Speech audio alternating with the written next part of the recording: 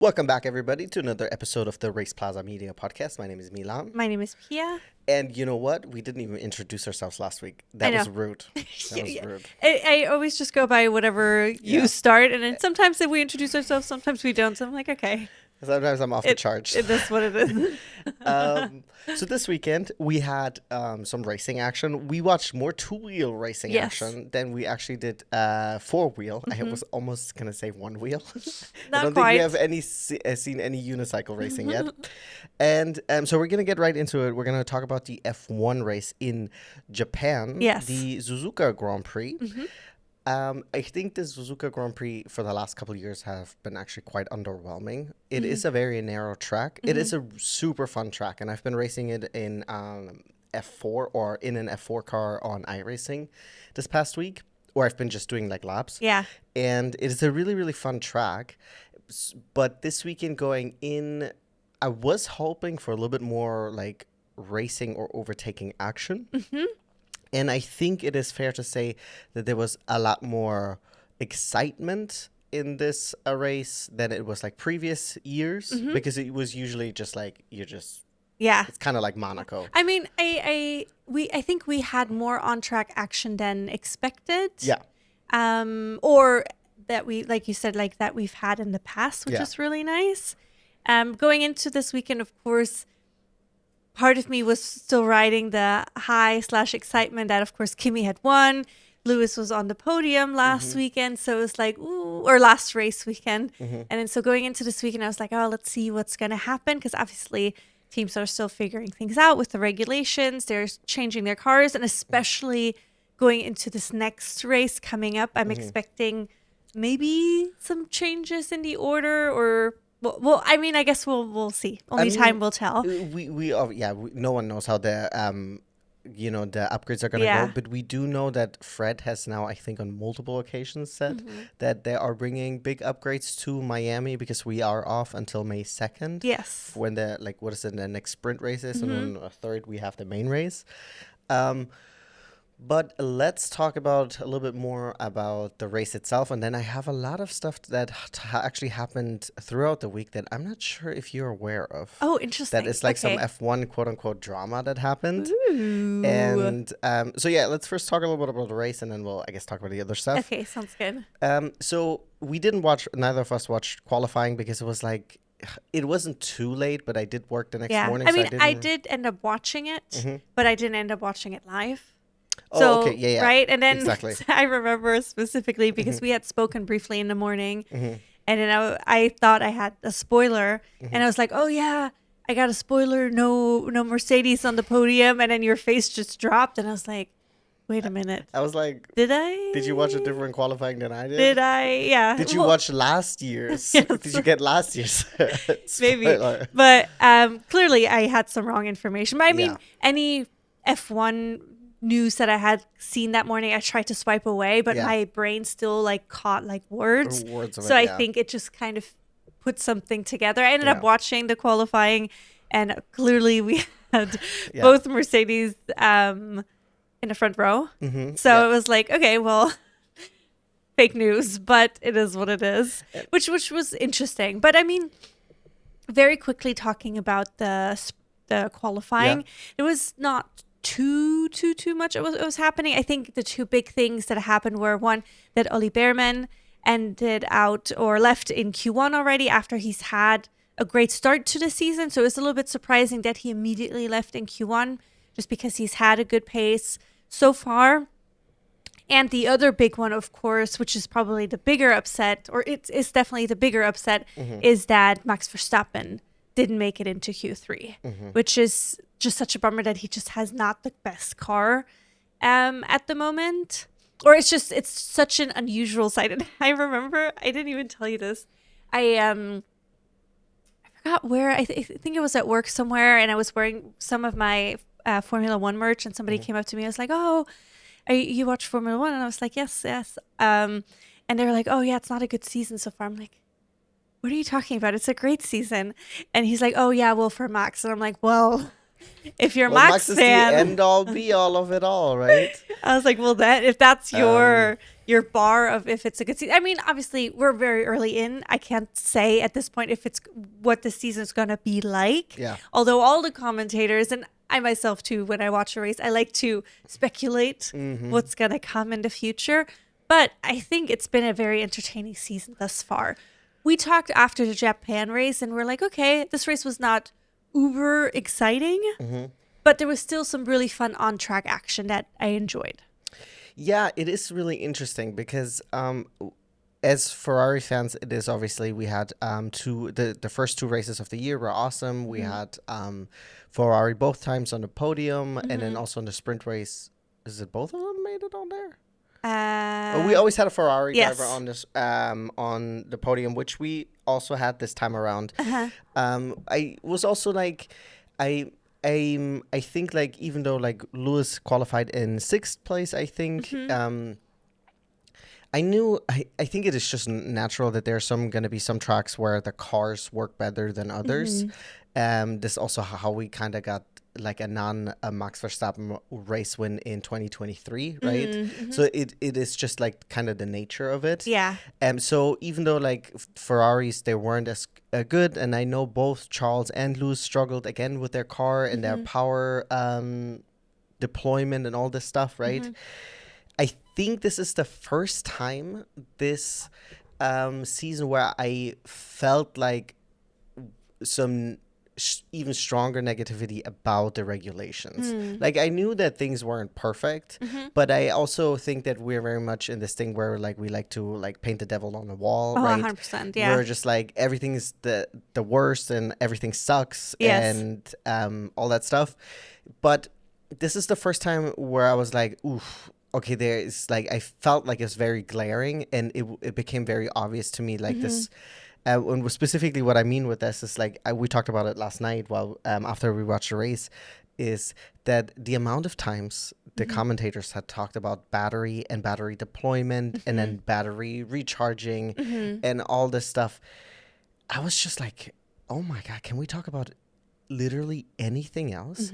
Because it felt the most artificial it has to me this whole season, because I know that the drivers have been talking about that it doesn't feel like real racing. Of course, there's different opinions depending on which driver you ask. And also, I'm sure it depends on also how well your season is currently going, how your car is working, if things are working in your favor or not. Exactly, because some people they talk negatively about this yo-yo racing where like you are overtaking and then immediately you're being overtaken again because you can't make it stick. But I think I don't necessarily view that as a really negative thing, because Lewis is also someone who said like this is like it's kind of like karting where you kind of go back and forth all the time.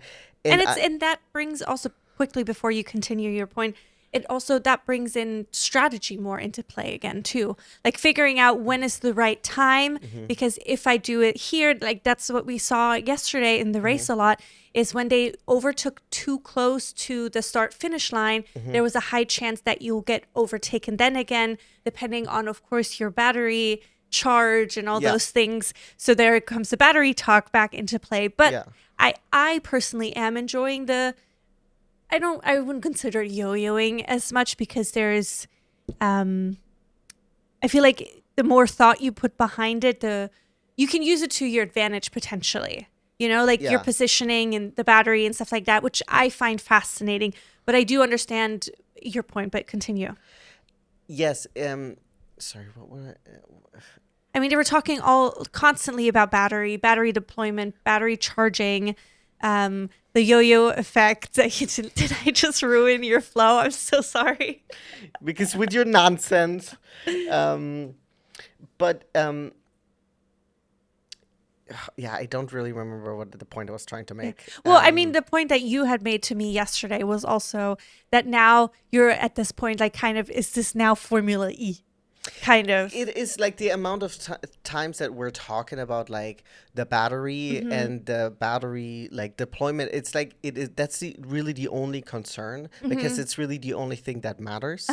It's like, well, who has more battery going into this, and it that's, I think, not what racing should be. And it's also like that they're talking about how like going into the fastest corners, you're not pushing anymore because you have to recharge your battery for the next thing.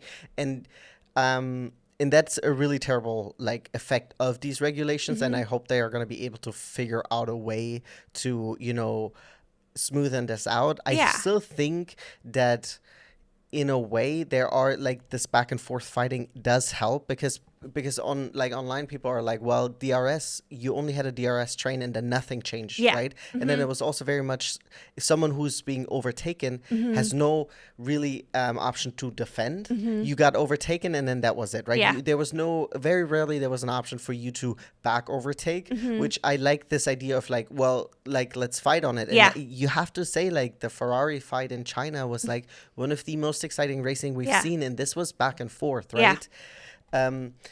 But then you see what happened with like the Ollie Behrman crash, and this is also really incredibly frustrating because a lot of drivers in their post-race interview talked about that they actually spoke about the specific scenario in the drivers' meeting prior to the Grand Prix. Right. So essentially, what happened was around lap 20, a little bit later after that. Colapinto was ahead of Oliver Behrman, and they're going into, I don't know which T it is. It's leading up to this the long straight going into the last chicane, and essentially Colapinto used that, it's a super fast corner, right? You're flat out, and then you take it in high speeds, right? And he used that portion of the track to recharge his battery because he was like, I'm going to recharge for this upcoming straight, right? And Oliver Behrman was going almost 50 kilometers faster because he was not using this corner. And he had to take avoiding action. He had to go onto the grass, lost control of the car, obviously. And then he ended up in a barrier, and he ended up with a knee contusion, which I guess it's like, fortunately not broken or anything like that, but he still got injured. And this is like, it is really frustrating to see that the drivers talked about this. This is a huge concern for them. And we're talking about also, this is a terrible accident that happened on a track. And people also online were talking about like, imagine, and we've talked about this, imagine this happened in Baku, right? Or any like street track. Or like, I think they were talking about like Jeddah, which was canceled. You have a lot of high speed corners, but they're blind, right? You don't know what the other guy is doing in front of you. And yes, there's this element of like, oh, where are you going to use your battery? I know people are also upset because there's this common misconception going on that the drivers are not in control of when the battery is deployed, because it is a 50-50. The driver could either choose when to deploy it or it is automatically deployed. Because Lando was very much talking about how he doesn't feel like he's in control when he gets to use it. Oh, I interesting. don't know the ins and out of it exactly, but the drivers are able to pick it. But if they don't choose it, I think the computer does it for them. Which is, I don't like the idea of it. No, I don't like that either. I didn't know that part of it. I don't feel great about that. I do want to say, I hear what you're saying about the regulations, and I understand obviously that this weekend was incredibly dangerous also, especially the Ollie Behrman incident, because he also went into the wall with so much force. 50 Gs, right? Yes, and it looked just, when he came out, he was clearly physically impacted by it. You could see it in his movement. I mean, he was limping even. Yeah, he sat down, right? Yeah, so that was definitely scary, because usually I think often they also just play it off potentially, but here you could see that he was definitely shaken up, which is obviously not a good thing. I do think that we're clearly still in the early stages of the regulations being implemented, and they're still going to be fine-tuned. I mean, that's how it always is usually when there's regulation changes. They adjust them and then or like improve them throughout the season, because obviously there's feedback given and they want to make it safe. So I think I'm still not viewing the regulation changes as like a negative thing. I do think that there needs to be some adjustments to be made. I think also that the commentary will also adjust in the future in terms of hopefully less battery talk and conversation. In a way, like, I'm not blaming them for talking about it. I'm not faulting them. I'm just like pointing out that because it is the most important thing when you're talking about it. It's like who's recharging where and when are you deploying what. And then override mode and then this mode. And I'm like, bro. Yeah. But I also understand that it is still so new. Yeah. So they are in a way educating the people watching to like, oh, this is what's happening here. That's why this is happening and stuff like that. Because I mean, that's what they do. They commentate on what is actually happening. Yeah. And I think maybe with some time, there might be a little bit less battery talk. And it will just become part of the racing. I mean, I don't think it'll ever go away because the battery is now such a big part of the power supply and also just the strategy of all of it. But I'm curious to see how it will develop, especially in this break that's coming up. We'll see how many teams are going to be making improvements. Yeah. Maybe people will be catching up. People will be driving further ahead. I don't know. We'll see. But I'm still enjoying the new regulations because I think they've made things more interesting. As a viewer, because more things are happening throughout. I mean, we had a Gasly Verstappen battle, which was kind of lit. I wish we would have seen more on screen about it. Which is the same issue that we've had last season a little bit. It has not been quite as blatant as it was at the end of last season, but I definitely do still think that the broadcast could improve by showing some of the other battles instead of just the lead 5 just driving on their own, you know what I mean? Yeah, I get that this time around there were some cars that were a little bit closer together, but it's like, okay, like we've seen this 3 laps now and nothing has happened. Yeah. Like, yeah, let's show, like let me see the battle for 7th place if it's exciting, you know? Exactly, and then just put the other battle in the small screen, but instead we get like an actual battle in the small picture thing, and we get to just watch driving on the other screen, you know? So that's a little bit still frustrating, but hopefully they'll get the hang of this eventually. But one of the people, yes? I did wanted to say that the FIA has already made an official statement in regards to the regulations and going to Miami. This is a little bit longer, so I'm going to read it. But I think this all boils down to just like we're checking. So since the introduction, the 2026 regulations have been the subject of ongoing discussions between the FIA, teams, power unit manufacturers, drivers, and FOM. By design, the regulations include a number of adjustable parameters, particular in relation to energy management, which allows for optimization based on real-world data. It has been the consistent position of all stakeholders that the structure review would take place after the opening phase of the season to allow for sufficient data to be gathered and analyzed. A number of meetings are therefore scheduled in April to assess the operation of the new regulation and determine whether any refinements are required. Any potential adjustments, particularly those related to energy management, require careful simulation and detailed analysis. The FIA will continue to work in close and constructive collaboration with all stakeholders to ensure the best possible outcome for the sport, and safety will always remain a core element of the FIA mission. At this stage, any speculation regarding the nature of potential changes would be premature. Further updates will be communicated in due course. Gotcha. We are checking. I mean, yeah. So essentially, we're reviewing everything.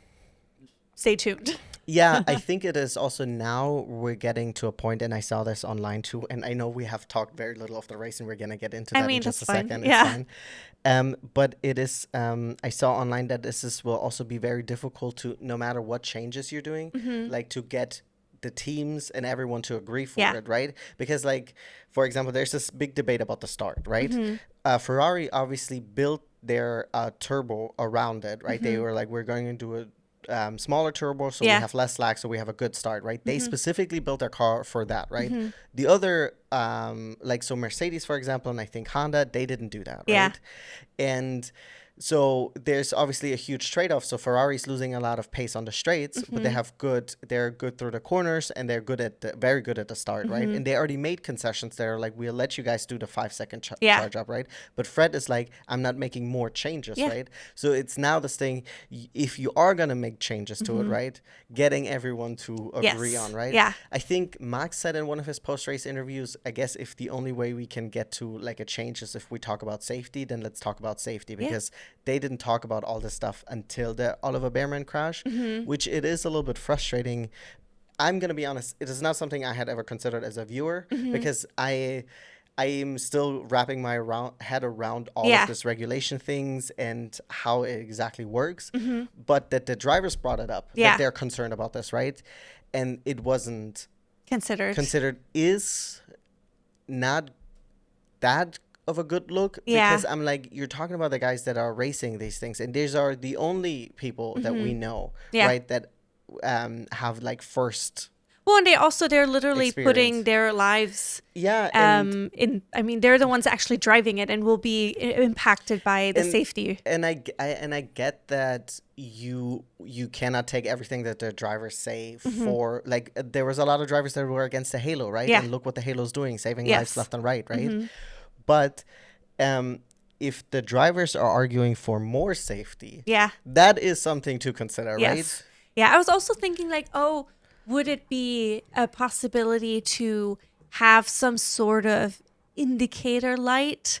Like, but you don't want to. No, exactly. And that was going to be like my follow-up, because it was like, if Colapinto would have had like some kind of light, like, hey, recharging the battery, that means I'm going to be slowing down. However, then on the other hand, then the other team knows, this is where you're recharging your battery, because obviously you don't want to share that information, because your battery charge will impact your battle potentially. So it's like a tricky. I mean, and they had agreed on it that on the broadcast they will show very little battery to not share this information with. There's like a limited amount of time that you can share it. So because teams will watch it, of course, and get information from that. Yeah. And so it is very much the thing, because like the battery is dependent on whether or not you are going to be able to defend, if you're going to be able to overtake all this stuff. It is. I think I want to give it at least until the halfway point to the season to really make any huge judgments calls. But I will say it has like now negatively like rubbed me a little bit. Not that I'm like, oh my God, everything is bad, because I do think there are positive things. Like, we've gotten some more on track battle, especially also on a track that we haven't really seen any action, right? Last year, the big excitement was like Max phenomenal, like comeback. Well, qualifying lap. But then it was like he was just leading the rest of the race, right? Because Suzuka is a really awesome track, but it is also quite narrow. And with the cars being so big, it makes it even more difficult to kind of fight. I'm assuming. I tried to take an F1 car onto the track, but I was like, bro, I don't know how to control this. It's even controlling it and then trying to drive it on the limit, forget about it. Gotcha. Yeah, I mean, like I said, it hasn't rubbed me the wrong way quite yet. I want to give it the time for them to get used to it, but then also make adjustments to it, because it's still, they're all learning from it and they're all growing with it, and everybody needs to make concessions, and then they're going to hopefully make some changes. I mean, we'll see what will happen now over the break. Only time can tell. Exactly. Right? So we'll see. But going back to the race, the one big shout out that I wanted to give out was Oscar Piastri. Yes, absolutely. Congratulations to him for starting the race. Yes. Yay. And finishing the race. Yay. So his first race start and his first race finish of the season. Exactly. And he ended up on the podium. He came in second, which was very exciting. He did have the lead of the race. He had a shot at the win. Yes, exactly. Because I mean, he had an excellent start. He took the lead right there. He was leading the race. There was some fun battling happening. Especially in the front group between Mercedes, McLaren, and Ferraris. Yeah. There was lots of fun battling happening, which was really, really exciting. It was also finally exciting to see the McLaren actually fight in the top and see what potential the car has, because we haven't really seen much of it. Oh, we didn't see him at all last race weekend, right? Exactly. And then we had seen Norris the race before. Yeah. But I mean, we didn't. He wasn't really anywhere. Yeah. It seems like they're getting a little bit better at figuring out, because we can tell that the McLaren is not as powerful as the Mercedes. But it is more powerful, like on the straights and stuff like that, than the Ferrari. So Oscar was actually in this really interesting window because Kimi unfortunately had a bad start again. And I think he really needs to get that under control, because this weekend he got incredibly lucky, right? And I mean, hey, that's the race pendulum, right? Yeah. That's how it swings. You know, that's how Lando got his first swing in Miami, right? Yeah. He got lucky with the safety car. Yeah. So that's just life. But he dropped behind Lewis after the start. Kimi did. So he was in 6th place. And so like he needs to get that control. Like we understand that you don't have, like the Ferrari right now will always beat you off the line, but that you're losing 5 positions, it just can't be. Yeah. Especially because George is also obviously losing positions or struggling, but not nearly as much and not nearly as dramatic. Yeah. So he really needs to get that under control. But once Oscar was in the front, he was like really able to defend against the Mercedes from George behind him. And you would think that maybe George is the little bit more dangerous Mercedes at the moment, but he wasn't really, because he was kind of not really able to overtake him. Then Kimi did overtake from the back. It did take him a while. Yeah. Don't get me wrong.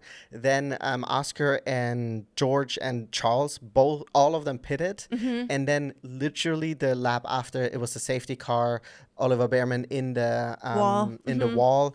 And then, of course, everyone else pitted. That gave Kimi really the wonderful opportunity to get back into the race lead and then try to defend this. Essentially, he got a second chance at it, because I think it would have been difficult for him. I don't know if he would have been, I think he was just in general stronger this weekend than George. I think he was better on track, also overtaking. I don't know how many issues Russell had with the car, because we saw when Charles overtook, surprisingly, Russell, he had like a software glitch. Toto, I think, already said, so he lost all power. Yeah. But he wasn't really making as an advance on Hamilton on the clearly inferior Ferrari on the straights. So it was so I thought that Kimi was the overall stronger driver this weekend anyways. Yeah. Because with his performance also, and like obviously getting P1, but luck was definitely on his side. But for sure. I cannot help but be happy for Kimi. Of course, that was super exciting. And for Oscar specifically as well. Yes, exactly. And then we had Charles come in third, which was really great. I mean, he had a really strong battle with George. Also, and yeah, like you said, it was really interesting. It's. I think that's kind of what makes the regulations also make the tracks interesting, because now, of course, it changes how they drive on the tracks naturally. But then also, like, we can clearly see, okay, so we clearly know Ferrari is really good in the starts and the corners, like you said. And then the overall pace strength is more in the Mercedes. Yeah. And also in the McLaren, because they have the Mercedes engine. They just the chassis. Yeah, and the power unit, right? Exactly. It's not quite there. But it's really interesting how it can work in your favor. But even, I don't know. It's I think it's so exciting to watch. It is, yeah. You know, it's really, and also just to see how people use the different strategies, how to use the battery in their favor. Of course, if your car doesn't have the actual pace, especially in like the straights, but you still have to be, even for the stronger cars, you have to, or the cars with more pace, you have to be close enough to really take advantage of it. And I think there's a lot of new things that kind of play into it now, which I find interesting to watch so far. You know? I think it is very much this thing. It's like we are getting some cool racing actions, but it is also this thing where it's like, well, it is unfortunate that not even in qualifying they can go all out, because currently the way it is, it's not set up for that. I know that they already made concessions for this qualifying where they made some changes to it, but it's still like this thing is like, we are racing, let's go as fast as we can. So I'm hoping that in like conjunction with the drivers and the teams and all that stuff, that they are able to hopefully move these regulations in a way that will make it more fun for everyone included. Right? 100%. But we're still racing. We're still driving incredibly fast. And then I think things will become faster as they adapt to the rules and the rules adapt to what is needed, you know? I think it's going to be a little bit slower now at the beginning, but then I think things will become more quote unquote racy as time progresses. At least that's my prediction. Well, hopefully. That's the hope, right? Yes. I mean, I think we're also quick to forget like how terrible these DRS trains were. No, of course. And that's why I'm enjoying it so much right now, you know? I mean, I'm trying to see both parts, because I do see that drivers are talking about like how they cannot even go flat out in the fastest corner, right? Because the regulations don't let them, because so that is really annoying, but it as a viewer, there are some really cool things that are happening. So, but I am very much like you. I'm a little bit less, I think a little bit more cautious, and you're a little bit more optimistic. But in the end, like this is the third race. Yes. And this is like a huge overhaul, obviously, in the regulations. So let's just wait and see. I mean, when 2022 came around and the porpoising, that was the only thing we talked about for the first like 6 races, right? And then it kind of even got better. Yeah. So yeah, I mean, hopefully things get better. I did also there's 2 more things I wanted to talk about real quick. Again, Gasly, what a performance. Oh, so exciting. He's doing so well. I'm so happy for him that he also has a car that is competitive, you know, and that he's able to race in, you know, the top 10, you know, consistently. Now he's made it into Q3. Which is something I would have just dreamed to say last season. Yeah. So for him to be now, as of now, yeah, consecutively in the top 10, it's been really, really nice to see. Also this weekend we had for the first time all cars starting the race, which is exciting. All 22 cars starting.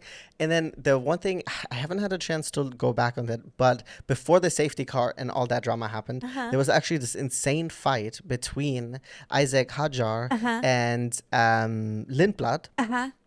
And where Lindblad ended up also getting a penalty for moving under braking. No, he got shown the black and white flag. Yes, so if you would have done it one more time, you would have gotten a penalty. Yes. And then apparently, like, Hadjar was so furious. Yeah, I was surprised we didn't hear anything over the radio, because the commentators were commenting exactly about what that Isaac is going off on the Maybe radio. They were like, it's just bleep, bleep, bleep. Yeah. I don't know if that was the case, but I want to go back and take a look at it, because obviously, I don't know how it happened, and we've seen Lindblad doing some really great defending. He's not, you know, just waving people by, even if you are in the quote-unquote mother team.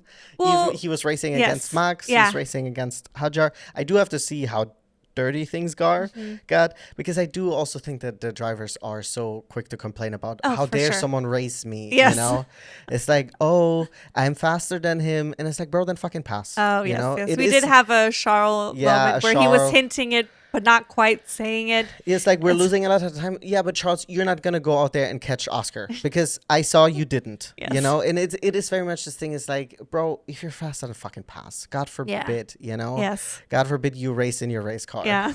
Sometimes I'm so frustrated with them. It's like, this with MotoGP, you don't really have that, because they can't talk while they're racing. And it's like, yeah, just like, if you're faster, then just get by him, right? And then if you're not fast enough to get by him, then deal with it, you know? So this is a little bit off topic, but on topic. I'm also wondering sometimes, because obviously they have the radio in the car and they have to press the button to communicate, but I wonder how much talking they do in the car to themselves, potentially. Or when they pass somebody, it's like, oh, fuck you, oh, you know? Well, wasn't there the iconic Bearman Chow? Yes, but it was on the radio, so he clearly he communicated it. But you know? I mean, I think he was in a moment. He was just like gonna be like, hey, you know. No. But I was just like, oh, I wonder how much people talk to themselves, or is that a waste of energy potentially, or is it just happening in your thoughts? Do you actually say things? Well, I would be surprised if they're speaking out loud, but I'm sure you like talk yourself and like this motherfucker. Yeah, you know? That's why, because I remember I saw a clip also online where, because Gasly and Max had this really nice battle back and forth, and then at one point, did Max wave? Yes, right? exactly. Like Gasly passed him again, and then Max just like waved, because I don't know. He was trying, and maybe he was enjoying the battle. I don't know.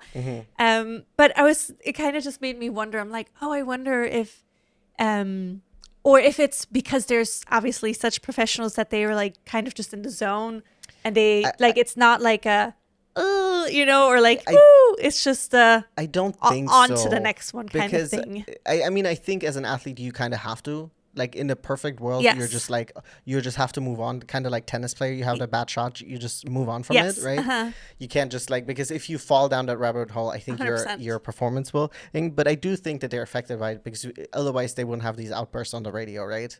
Yes, exactly. But I was just wondering how much talking would happen when they're not on the radio. Let's get Charles on the phone.